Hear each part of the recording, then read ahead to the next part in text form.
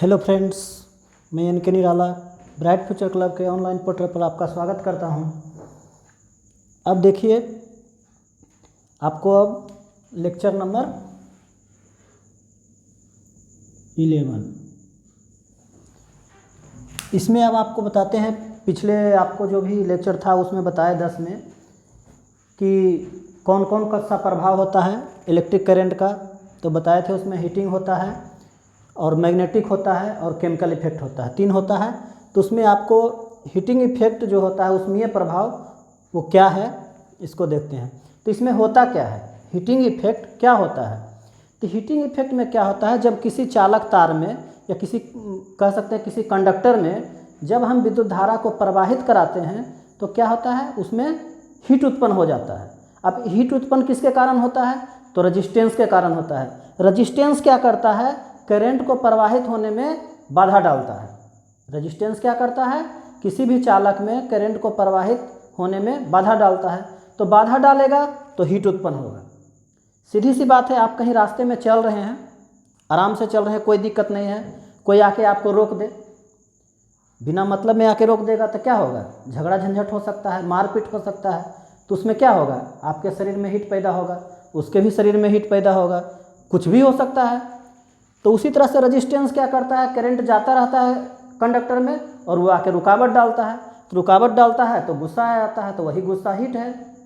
समझ रहे हैं ना, वही जो जब करंट जो है जा रहा है कंडक्टर में और रेजिस्टेंस बिना मतलब में रुकावट डाल देता है, तो रुकावट डाल देता है तो करंट को गुस्सा आ जाता है, वही गुस्सा आपको हीट के रूप में निकलता है। तो वही क्या होता है, यही उसमें ये प्रभाव होता है। वही चीज़ लिखे यहाँ कि किसी भी मतलब इस प्रभाव में क्या होता है, किसी भी चालक में हम करंट को देते हैं तो हीट उत्पन्न हो जाता है। दूसरा क्या है, इसका खोज जूल ने किया था। तो ये जो हीटिंग इफेक्ट है उसका खोज जो जूल नामक वैज्ञानिक ने किया, तो इसीलिए इसको जूल का नियम भी कहा जाता है। ठीक है, याद रखिएगा, हीटिंग इफेक्ट को जूल का नियम भी कहा जाता है। अब अगला पॉइंट क्या है, इस प्रभाव के अनुसार मतलब होता क्या है। इस प्रभाव के अनुसार H बराबर I² RT। तो मतलब क्या है, हीट किस पे डिपेंड करता है। ये फार्मूला का मतलब क्या है कि हीट जो उत्पन्न होता है जूल प्रभाव के कारण वो किस पर डिपेंड करता है। तो करंट पर डिपेंड करता है, रेजिस्टेंस पर डिपेंड करता है और टाइम पे डिपेंड करता है, कितना टाइम तक, कितना सेकंड तक करंट प्रवाह करवा रहे हैं आप। तो वही होता है इसका H बराबर I² RT। ये फार्मूला होता है जहाँ H क्या है, उत्पन्न ऊष्मा जूल में होता है, उसका ऊष्मा का मात्रक जूल होता है। अब देखिए ये I क्या है, विद्युत धारा है, इसका मात्रक क्या होता है, एम्पियर होता है। R क्या है, प्रतिरोध है, रेजिस्टेंस जिसको कहते हैं, इसका मात्रक क्या होता है, ओम। जब भी होगा तो ओम में होगा। और T टाइम सेकंड में, जब भी हम ये कैलकुलेशन करेंगे तो यहाँ पर क्या है, टाइम हम सेकंड में लेंगे। कहीं कहीं आपको जब कैलकुलेट कीजिएगा इस पर प्रॉब्लम आएगा तो आपको मिनट में भी दिया हुआ रहेगा, तो आप उसको सेकंड में चेंज करके तब उसको बनाइएगा।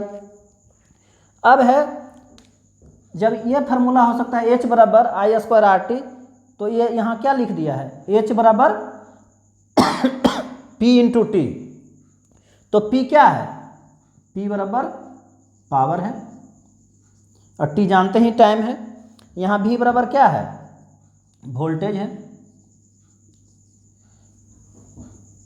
अब कहिएगा कि P क्यों लिख दिए, तो यहाँ देखिए, पावर शक्ति कहा जाता है कि एकांक समय में खर्च की गई ऊर्जा को क्या कहते हैं, पावर कहते हैं। एकांक समय में खर्च की गई ऊर्जा को पावर कहते हैं। पावर का मात्रक क्या है, SI मात्रक वाट होता है। और एक क्या होता है, इसका पावर का मात्रक हम मतलब एक HP में भी मापते हैं, बड़ा यूनिट है। तो वही यहाँ पर है कि 1 HP बराबर क्या होता है, 746 वाट होता है। हम कह सकते हैं जिससे जनरली जो है SI मात्रक आपका वाट होता है, लेकिन जब ज़्यादा पावर की बात आएगा तो उसमें HP में दिया हो रहता है। जैसे कोई मशीन वगैरह होता है तो कितना HP का है, हम लोग गांव में जो खेत बटाते हैं 5 हॉर्स पावर का रहता है, तो वही ना अश्व शक्ति उसको कहते हैं। 10 हॉर्स का रहता है, 5 हॉर्स का रहता है, 20 हॉर्स का रहता है। तो जो भी वही उसी को हम लोग शॉर्ट में HP कहते हैं। तो अब है कि 5 हॉर्स पावर का मशीन है तो हम कहेंगे कितना वाट का होता है। तो अब 1 HP में 746 वाट होता है, तो उतना जितना HP का रहेगा निकाल लेंगे मल्टीप्लाई करके। अब ये है, इसको कहते हैं कि ब्रिटिश पद्धति में होता है। 746 वाट, और 1 HP बराबर 735.5 वाट मीट्रिक प्रति में होता है। तो जनरली आपको एग्जाम में यही सब आता है, इसका यूज बहुत कम होता है, इसका यूज बहुत ही कम होता है। जनरली जब एग्जाम में पूछता है 1 HP बराबर कितना वाट होता है, तो 746 वाट होता है। लेकिन ये भी ध्यान में रखिएगा, बाय द वे अगर ऑप्शन में ये नहीं रहा, अगर ये रह गया तो इसको मारेंगे, चूकना नहीं है। अब फिर होता है, इसको कैलकुलेशन कीजिएगा तो 1 किलोवाट बराबर 1.34 हॉर्स पावर होता है, HP होता है। इसको जब कैलकुलेट कीजिएगा, अपना कैलकुलेशन करके वो आया है, तो उसी में क्या होता है, P बराबर VI होता है, आप सब लोग जानते हैं। फिर P बराबर I² R होता है, P बराबर V² R होता है। तो सब इसी से कैलकुलेशन करके बना है, कहीं से नहीं आया है। एक फार्मूला होता है V बराबर IR, जो आपको पढ़े थे ओम्स लॉ में, इसका भी प्रयोग यहाँ पे धड़ल्ले से हुआ है उसी के अनुसार।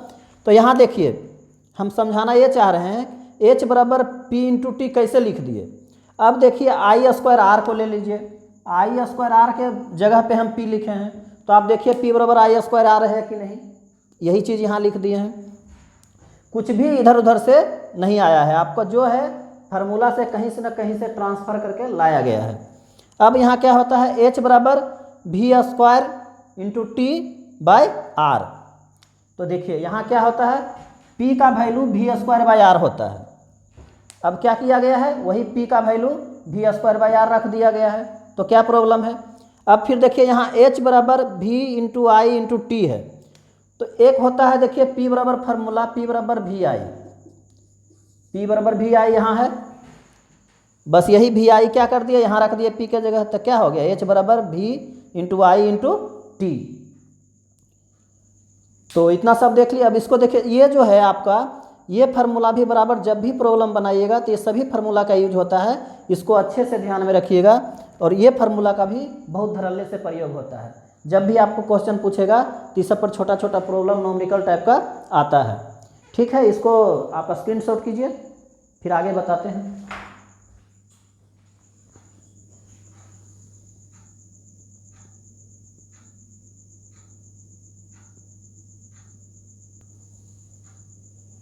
अब देखिए कि ये आपका जो हीटिंग इफेक्ट जो होता है इलेक्ट्रिक करंट का, तो उस हीटिंग इफेक्ट पर कौन कौन सा जो है इलेक्ट्रिक सामान जो है कार्य करता है, तो वही चीज़ बता रहे हैं। तो यहाँ क्या है, इलेक्ट्रिक आयरन, इलेक्ट्रिक आयरन के बारे में आपको बताया कि इलेक्ट्रिक आयरन जो है हीटिंग इफेक्ट पर काम करता है। फिर आपका हीटर है, हीटर भी आपका हीटिंग इफेक्ट पर काम करता है। इलेक्ट्रिक बल्ब, आपका जो बल्ब जलता है 100 वाट वाला जो जनरली देखते हैं, वो आपका हीटिंग इफेक्ट पर ही काम करता है। तो आयरन आप देखे होंगे, आयरन में एक कॉइल इस तरह का बना हुआ होता है,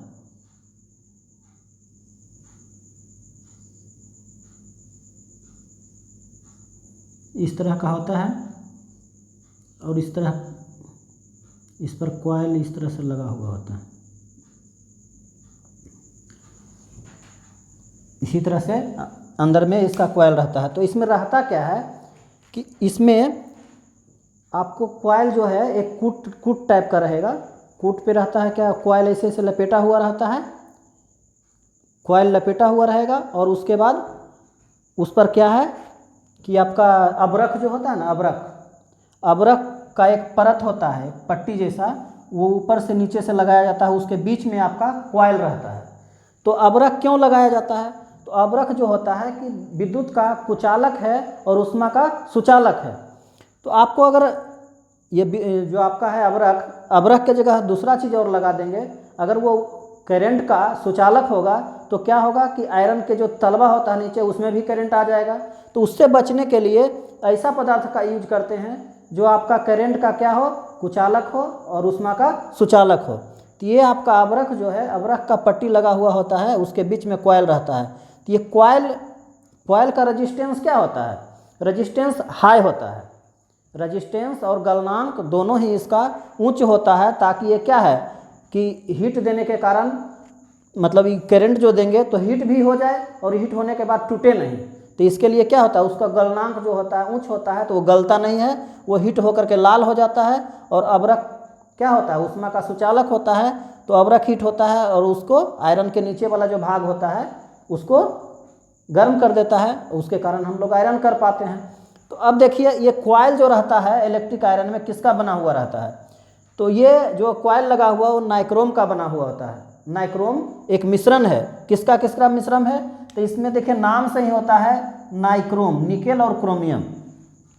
ये आपका कॉइल जो होता है निकेल और क्रोमियम का मिश्रण होता है। कोई भी हीटिंग एलिमेंट का नाम ले ले, आपका आयरन हो या आपका हीटर हो, कोई भी सीधे आपको क्वेश्चन आता है कि हीटिंग एलिमेंट का कॉइल जो होता है, या हीटिंग एलिमेंट सीधे कहिए, हीटिंग एलिमेंट किस चीज़ का बना हुआ होता है, तो नाइक्रोम का बना हुआ होता है। नाइक्रोम किसका किसका मिश्रण है, तो निकेल और क्रोमियम का। तो यही सब बातें यहाँ लिखा हुआ है। हीटर में भी वही होता है। अब आपका आ गया इलेक्ट्रिक बल्ब। तो इलेक्ट्रिक बल्ब में भी क्या होता है, इसका फिलामेंट टंगस्टन का बना हुआ होता है।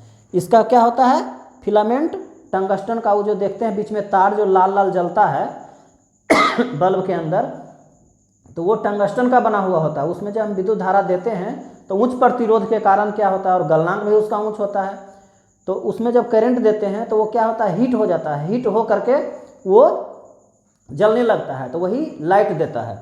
अब लाइट देता है तो उसमें क्या होता है, बल्ब के अंदर जो रहता है तो उसमें वैक्यूम करके उसके बाद उसमें निष्क्रिय गैस भरा जाता है, ताकि क्या हो कि ये आप जो लगाते हैं फिलामेंट टंगस्टन का जो ये फिलामेंट है वो क्या है, वो मतलब टूटे नहीं, वो जो ऑक्सीकृत ना हो, उसके लिए हम क्या करते हैं, निष्क्रिय गैस। और निष्क्रिय गैस नहीं डालेंगे तो क्या होगा, वो उसके साथ अभिक्रिया कर लेगा और वो क्या है, टूट जाएगा तार, तो जल्दी बल्ब फ्यूज हो जाएगा, जल नहीं पाएगा। तो निष्क्रिय गैस भर देते हैं तो क्या होता है, उसके साथ कोई क्रिया नहीं करता है और वो आराम से बल्ब जो है फिलामेंट को हीट करता है रेजिस्टेंस के कारण, और बल्ब हम लोग को लाइट देता है। ठीक है, तो ये तीन चीज़ मुख्य रूप से हीटिंग इफेक्ट पर काम करता है, इलेक्ट्रिक आयरन, हीटर और इलेक्ट्रिक बल्ब।